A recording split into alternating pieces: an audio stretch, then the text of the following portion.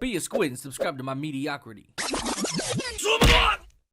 How's it going, my squids? Today we're finally going to be doing an official Chakram's guide. I feel like I've played this game long enough and played with Chakrams long enough to understand how to do everything. Before I get into the whole 9 yards of what we're doing here, I want to let you guys know, because I know people are going to get mad, because they always get mad that you got to use this spell, you got to do this, you got to do that. Listen, this game gives you an incredible amount of freedom, and being tied down to one specific thing and having to do only that over and over and over again is just retarded.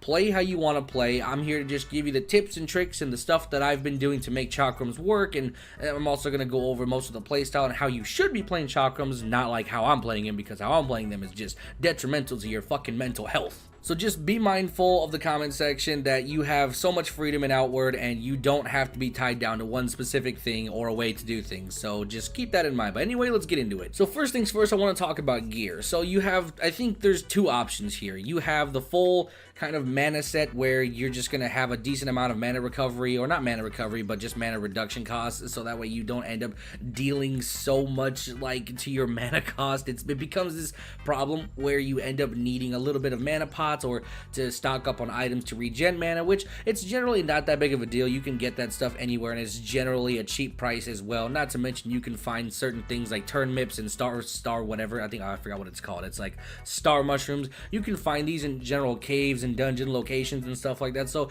you're never really without mana like regeneration items, so that's never a problem. But just be aware that if you're gonna go without the mana sets, you're gonna need at least a little bit of extra mana consumption items, so that way you can regen faster. And then on the other side of the spectrum, I think there's realistically only one armor set that makes sense, and that's kind of this runic armor, which is the only thing I've pretty much found that gives a decent amount of mana reduction, as well as being able to have a decent amount of protections and resistance. In my most recent Outward video, you guys saw me actually break this armor in and test it out, and I survived quite a lot of insanity with this armor set. So I think this is a good balance of getting mana reduction as well as getting that huge defense, allowing you to not get one shot. One of the issues you're going to have with using a mana reduction set like the Light Menders or the Jade Lich set is that their resistances and their protection is not nearly as substantial as the runic armor set. So you'll get more like, you know, mana reduction and stuff like that, but you will get a severe lack in protections, and you can almost get one-shotted by 90% of the bosses. It's not even bosses realistically. Any creature that's kind of like an elite or just bigger than usual and has more power is just going to absolutely decimate you. So you're going to have to be very quick on your feet if you're going to run any of those, you know, sets and whatnot. And I've used them, so I know what I'm talking about. If you've seen my videos, you see me, I'm dancing around these enemies and I have to move an insane amount. I can't just stand still, cast abilities. I mean, granted, you're not supposed to do that anyway, even with the heavier armor set, but the point being is that you have to be even faster than usual, because if you get hit by just about anything, there goes your entire health bar. Now, if you guys will notice, I've only got 2 pieces of the runic armor set, and the third piece is the Arcane Hood, which I found randomly in the Shell Horror dungeon in the Enmerkar Forest and the Temple of Wind. I found it up there, which I thought this was an interesting piece because it still gives a decent amount of protections, but it gives me that 5% extra more mana on my headpiece, so that allows me to have more mana reduction costs, so that way I don't end up just burning through my mana left and right.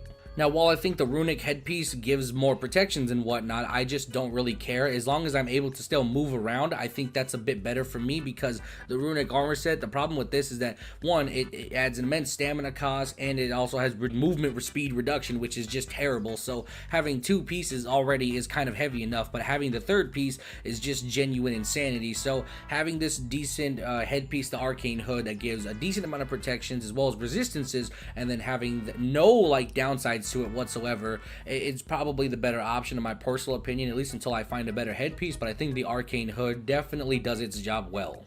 Now, as for backpacks, I'm currently using the Brass Wolf one, and the reason I'm using this is because it gives 2 protection, which at the start of the game, I was like, I just kind of wanted to be a little bit more tanky than usual because I was running the Light Menders set, so you don't necessarily need to run this or go for this right away. In my personal opinion, having played so much, my opinion has kind of changed, and I think that dinosaur-looking one, I completely forgot what it was called, but that one gives stamina reduction, the cost to it anyway, and I think that one's a lot better than this one for sure, especially if you're going to run the runic armor set. You kind of just want to have the extra stamina, because because the problem with this one is that you run out of stamina so fast because you have to throw on the discipline boon, and that takes stamina away from you. So the more stamina you have, or at least the less you consume, the better. And of course, you guys can run the Brass Wolf backpack if you want to. I mean, personally, I'm still going to stick with it because of the protections that it offers, but on top of that, you can also go for the Lightmender's one if you want more mana reduction. I personally don't really care for the Lightmender's backpack. It serves no purpose anymore. I mean, with the newest update, it still takes mana even if you're at 100% mana reduction, so it serves no purpose to have that much mana reduction. It seems a bit overkill, and it's completely just insane to run something like that. So when you can cut a little bit of mana cost and then you can go for something with protection or stamina reduction, then that's probably your better option in my personal opinion. Now, as for your main hand weapon, this is where things get interesting because you have actually a choice of whatever the hell you want. I'm not going to say yay or nay to anything because your one-handed weapon is kind of your lifeline. The traditional way in this game how you're supposed to use chakrams is to use your chakram as kind of an offhand weapon, not so much as just the main thing. It's technically, yes, magic and mage classy, but to use them just purely is genuine insanity. Taken from a person who has done like, I don't know, like 7 videos and taken down multiple bosses and just the world's toughest dungeons in this game.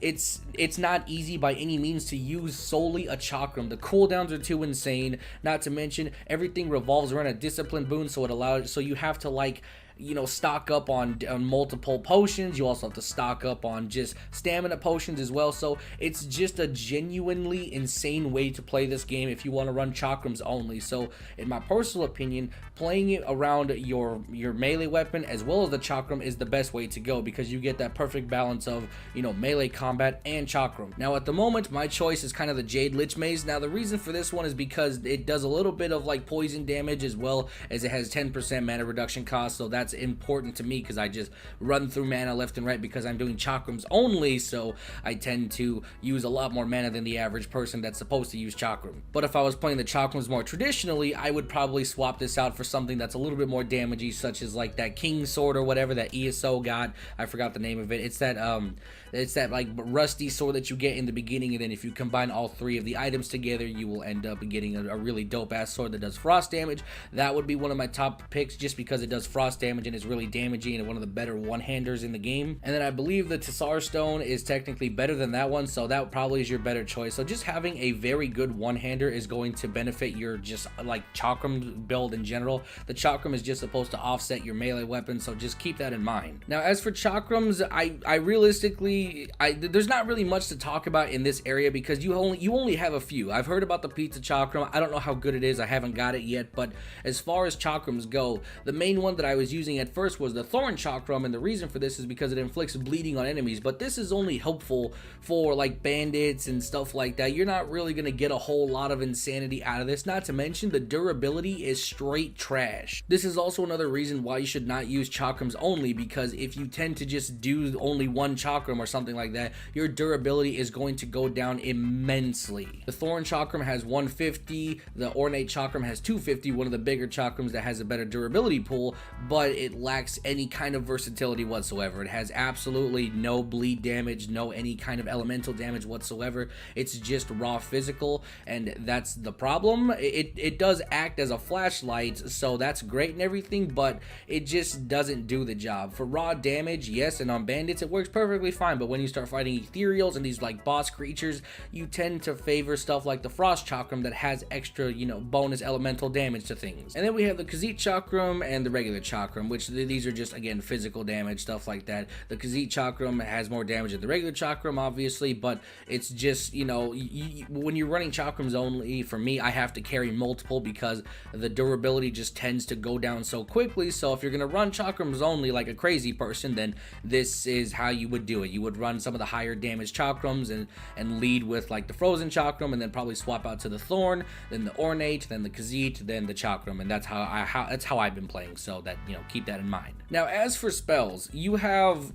so many options to you at your fingertips. Like, I personally haven't been fucking with anything else other than chakrams because I'm not supposed to, but for the most part, you're going to be using your main spells, which is, Chakram Pierce, Chakram Dance, and Chakram Arc. These are your main damaging spells for chakrams. The Chakram Pierce just sends out a chakram forward, which I'll go ahead and show you guys what that looks like real quick. So it sends out a chakram forward like this, and then it hits on the way back. So it's a really good double hitter, and it does a decent amount of damage and reduces their stamina pool a little bit, so that way you can get an easy knockdown. Now, Chakram Arc essentially just throws the chakram in like kind of like this swiping manner. This has absolutely no range, mind you, so the perception is a little off, so you'll have to kind of get used to it, and just, whenever you throw it out, you have to be very aware that the range is not great. So if you fuck up, you're standing still. One of the problems with these chakrams is that when you're casting an ability, you can't move, like you can't go anywhere.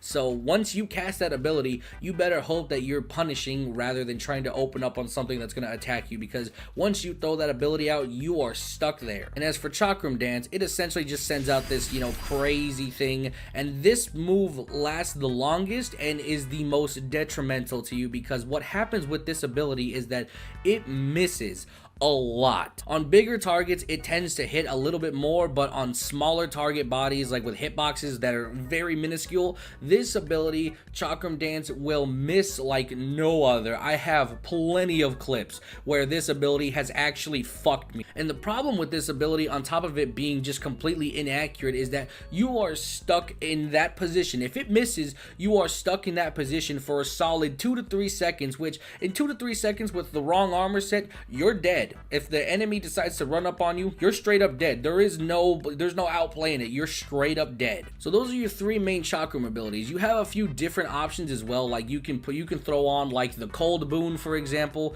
which will allow you to what the fuck is it? It gives you extra frost damage. So this is helpful for your frost chakram. As you guys know, the frost chakram actually gives frost damage. So when you throw on the cold boon gives you extra frost damage. So this is a combination that you can work out in your head if you want to. I personally never use this just because it requires me to take up a fucking slot, and I just can't afford that because I need to have all these slots in proper places. But you should just know, if you start a dungeon and you're like, before I go into a fight, you go open up the menu, you can throw on the cool boon if you want to. You can also get enrage as well if you want to get like the maximum amount of damage possible. You throw on the enrage, cold boon, discipline boon, all at once, and then you just go to pound town. And that kind of concludes everything. There's not really much else to talk about. I pretty much give you the tools to hate yourself at this point, because trust me, you're not gonna like chakrams at all. I'm gonna fight these 2 bandits here and show you guys how I abuse the mechanics of these shitty AI. So what's gonna happen here is that they'll do this lunging move. If you run past them, you can actually dodge their moveset. See, he did like a lunging move, and there you can punish. You can throw out the arc, or you can do the pierce, and he's running, he's gonna do the move, and then you can see, you can just run past them and just dodge, and it's really easy. See, watch, they're gonna do it again.